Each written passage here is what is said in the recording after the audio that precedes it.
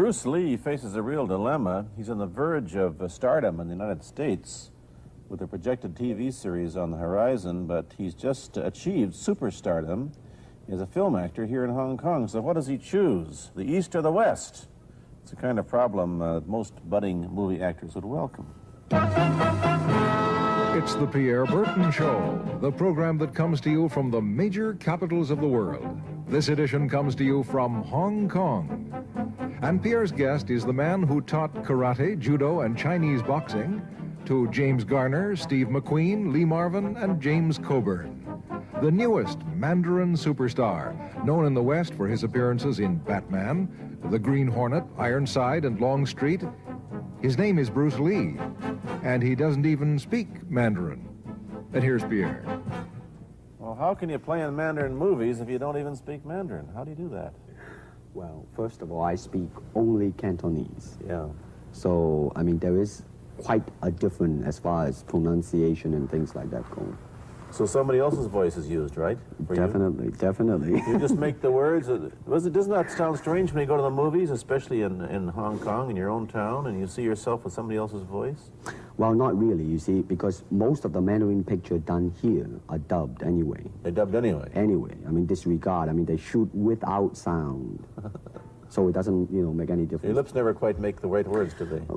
Yeah, well, that's where the difficulty lies, you see. I mean, in order to, because the Cantonese have a different way of saying things, different from the Mandarin. Yeah. So I have to find, like, something similar to that and keep a kind of a feeling going behind that. Something that matching the Mandarin deal. Like the Does old it sound silent complicated? days. Like the old silent days. But I gather in the movies made here, the dialogue is pretty stilted anyway. Yeah, I agree with you. I mean, see, to me, a motion picture is motion. Yeah. I mean, you got to keep the dialogue down to the minimum. Did you look at many Mandarin movies before you started playing in the first one? Yes. What did you think of them when you saw them? Quality-wise, I mean, I have to admit that it's not quite up to the standard.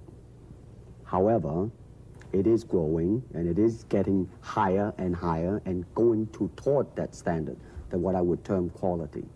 They say the secret of your success in that movie, The Big Boss, which was such a success here and rocketed you to stardom in Asia, was that you did your own fighting. As an expert in the various martial arts in China, what did you think of the fighting that you saw in the movies that you studied before you became a star? Well, I mean, definitely in the beginning, I had no intention or whatsoever that what I was practicing and what I'm still practicing now would lead to this to begin with. But martial art has a very, very deep meaning as far as my life is concerned, because as an actor, as a martial artist, as a human being, all these I have learned from martial art. Maybe for our audience who doesn't know what it means, you might explain exactly what you mean by martial art. Right. Martial art include all the combative arts like karate or karate, judo, Chinese kung fu or Chinese boxing, whatever you call it. All those. You see, like Aikido, Korean, I can go on and on and on. But it's a combative form of fighting. I mean, it's not, some of them became sport, but some of them are still not. I mean, they use, for instance, kicking to the groin, jabbing fingers at the eyes, and things like that. No wonder you're successful in the Chinese movies. They're full of this kind of action anyway. They needed a guy like you could... Violence, man. So you didn't have to use a double when you moved into the motion picture world here. You did it all yourself. Right. Can you break 5 or 6 pieces of wood with your hand or your foot? I'll probably break my hand and foot. But tell me a little bit... you set up a school in Hollywood, didn't you, for people like James Garner and Steve McQueen and the others? Yes. Why would they want to learn Chinese martial arts? Because of a movie role? Not really. I mean, most of them, you see, to me, at least the way that when I teach it, all type of knowledge ultimately means self-knowledge. So therefore, they're coming in to, and ask me to teach them not so much of how to defend themselves or how to do somebody in, rather They want to learn to express themselves through some movement, be it anger, be it determination, or whatsoever. So in other words, what I'm saying, therefore, is that he is paying me to show him in combative form the art of expressing the human body. Which is acting, in a sense, isn't it? Well, or it would be a useful tool for an actor to have. It's, I mean, it might sound too philosophical, but it's unacting acting or acting unacting. If you... You've lost me. I have. Boxing, how does it differ from, say, our kind of boxing? Well, first we use the feet. That's and then start. we use the elbow. And use the thumb too? You name it, man. We use it all. You have to, you see, because, I mean, that is the expression of the human body. I mean, everything. I mean, you know, not just the hand. And when you're talking about combat, well, I mean, if it is a sport, now you're talking about something else. You have regulations, you have rules. But when you're talking about fighting as it is, no rules. With no rules. Not real fighting. Well, then, baby, you better train every part of your body. And when you do punch, now I'm leaning forward a little bit, hoping not to hurt any camera angle. I mean, you gotta put the whole hip into it and snap it and get all your energy in there and make this into a weapon. I don't want to tangle you in any dark that right now. You came at me pretty fast there. What is the difference between Chinese boxing and what we see these young men doing at 8 o'clock every morning on the rooftops in the parks called shadow boxing, which they're always... Well, actually, you see, that is part of Chinese boxing. Yes. There are so many schools. Everybody schools. here seems to be, you know, going like this all the time. Well, that's good. I'm very glad. I'm very glad to see that, because at least somebody is caring for their own body, right? Yeah. I mean, that's a good sign. Well, it's a kind of a slow form of exercise, which is called Tai Chi Chuan. I'm speaking Mandarin just now. Yeah. Cantonese, Tai Chi Kun, okay? I see. And it's more of an exercise for the elderly, not so much for the young. Give me a demonstration. Show me. Can you do a little bit of it? Just so I mean, that, the hand-wise is very slow. Oh, is it? And you push it out, but all the time you are keeping the continuity going. Bending, stretching, everything. You know, suppose, you know, I mean, you just keep it moving. It's like a ballet dancer there. Yeah, it is. I mean, to them, you see, the idea is running water never grows stale. So you got to just keep on flowing. Of all your students, famous, James Garner, Steve McQueen, Lee Marvin, James Coburn, Roman Polanski, which was the best? Who adapted best to this Oriental form of exercise and defense? Well, depending, okay? Now, as a fighter, Steve McQueen, now, he is good in that department because that son of a gun got the toughness in him. Yeah. I mean, see it on the screen. I mean, he would say, all right, baby, here I am, man. Mm-hmm. You know, and he'll do it. Yeah. Now, James Coburn is a peace-loving man. Yeah, I met him. Right? I mean, you've met him. I mean, he's really, really nice. I mean, super mellow and all that. I mean, you know, I mean, now, he appreciates the philosophical part of it. Therefore, his understanding of it is deeper than Steve. So it's really hard to say. You see what I'm saying now? I see. I mean, it's different. So that's, I mean, depending on what you see in it. Interesting that we don't, in our world, and haven't since the days of the Greeks who did, combined philosophy and art with sport. But quite clearly, the Oriental attitude is that the three are facets of the same things. Man, listen, you see, really, to me, okay, to me,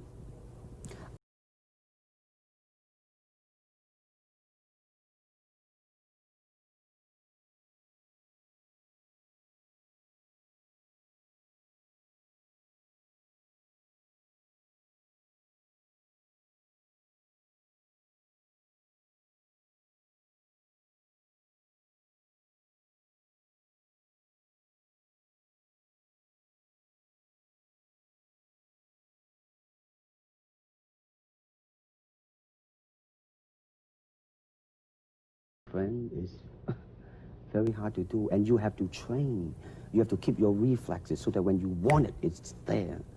When you want to move, you're moving. And when you move, you are determined to move. Not taking 1 inch, not anything less than that. If I want to punch, I'm going to do it, man, and I'm going to do it, you see. So, I mean, so that is the type of thing you have to train yourself into it, to become one with the, you think? Yeah, this is very un-Western, this attitude. I want to ask you about your movie and TV career, but first we'll take a break. Then I'll be back with Bruce Lee. I've been talking to Bruce Lee mainly about the Chinese martial arts, which include things like Chinese boxing, karate, and judo, which is what he taught when he was in Hollywood. After he left the University of Washington, where he studied, of all things, philosophy, if you can believe that. He did, but that, perhaps you understand why the two go together from the first half of this program. And you can perhaps understand how he got into films. He knew a lot of actors, but I'm told the big break when you played in Longstreet. I must tell the audience that Bruce Lee had a bit part or a supporting role in the Longstreet series, and this had an enormous effect on the audience. What was it? Well, you see, the title of that particular episode of Longstreet is called The Way of the Intercepting Fist. Now, I think the successful ingredient in it was because I was being Bruce Lee. Yourself? Myself, right. And did that part, just express myself, like I say, honestly express myself at that time. And because of that, I brought, you know, favorable mentioning in, like, New York Times, which says, like, the Chinaman, who incidentally came off quite convincingly enough to earn himself a television series, and so on and so on and so forth. Can you remember the lines by Sterling Sullivan, the key lines? He's one of my students, you know that? Was he too? Yes. You've had everybody as your student. But you read, there were some lines that expressed your philosophy. I don't know if you remember them or not. Oh, I remember that. I Let's said, hear. this is what it is, okay? You're talking to Longstreet, played by James Francesca. I said, empty your mind. Be formless, shapeless, like water. Now, you put water into a cup, it becomes the cup. You put water into a bottle, it becomes the bottle. You put it in a teapot, it becomes the teapot. Now, water can flow, or it can crash. Be water, my friend. Like that, you see? Oh, I see. I get the idea. I get the power behind it. So, now, two things have happened. First, there's a pretty good chance that you'll get a TV series in the States called The Warriors, in which you use, what, the martial arts in a Western setting? That was the original idea. Now, Paramount, you know, I did Longstreet for Paramount, and Paramount wants me to be in a television series. On the other hand, Warner Brother wants me to be in another one, but both of them, I think, they want me to be in a modernized type of a thing. And they think that Western idea is out. But you would you want to do the Western, eh? I want, because you see, I mean, how else can you justify all these punching and kicking and violence except in that period of the West? I mean, in nowadays, I mean, you don't go around on the street kicking people or punching people. Because if you do, that's it. I mean, I don't care how good you are, you know. But this is true also of the Chinese dramas, which are mainly costume dramas. They're all full of blood and gore over here. You mean here? Yeah. Well, unfortunately, you see, I hope that the picture I am in would either explain why the violence was done, whether right or wrong or whatnot. But unfortunately, pictures, most of them here, are done mainly just for the sake of violence. You know what I mean? Like, you know, fighting for 30 minutes, get stabbed 50 times. And well, I'm fascinated. Let me give you your microphone back. I'm fascinated that you came back. I am a martial artist. You came back to Hong Kong on the verge of success in Hollywood and full of it. And suddenly, on the strength of one picture, you become a superstar. Everybody knows you. You have to change your phone number. You get mobbed in the streets. Now, what are you going to do? Are you going to be able to live in both worlds? Are you going to be a superstar here, or one in the States, or both? Well, let me say this. First of all, The word superstar really turned me off, and I'll tell you why. Because the word star, man, is an illusion. It's something what the public calls you. You should look upon oneself as an actor, man. I mean, you would be very pleased if somebody say, hey, man, you are a super actor. It is much better than, you know, superstar. Yeah, but you've got to admit that you are a superstar. You're not going to, if you're going to give me the truth. I'm honestly saying this, okay? Yes, I have been very successful, yeah. Okay? But I mean, I think the word star I mean, I do not look upon myself as a star. I really don't. I mean, believe me, man, when I say it.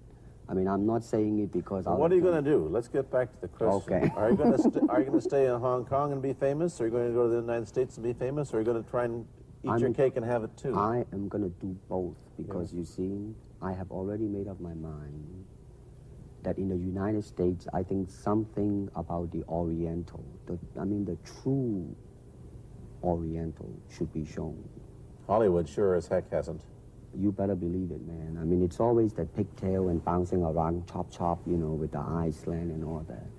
And I think that's very, very out of Is it date, true that you were the first job you had was being cast as Charlie Chan's number one boy? Yeah, number one son, yeah. No, they never made a movie. No. They were going to make it into like a new Chinese James Bond type of a thing. Now that, you know, the old man Chan is dead, Charlie is dead, and his son is carrying on. But they didn't do that. No.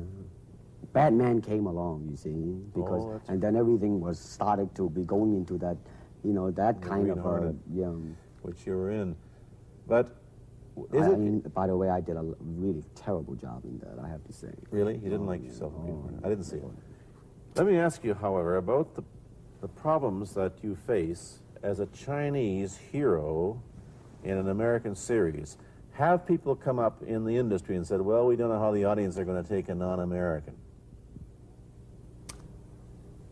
Well, such question has been raised. In fact, it is being discussed, and that is why The Warrior is not going to be on. I see. You see, because unfortunately, such thing does exist in this world, you see, like, I don't know, certain part of the country, right?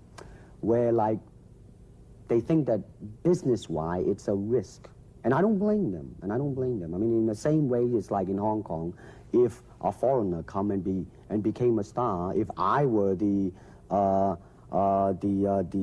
man with the money, I probably would have my own worry of whether or not the acceptance would be there. But that's all right, because if you honestly express yourself, it doesn't matter, see?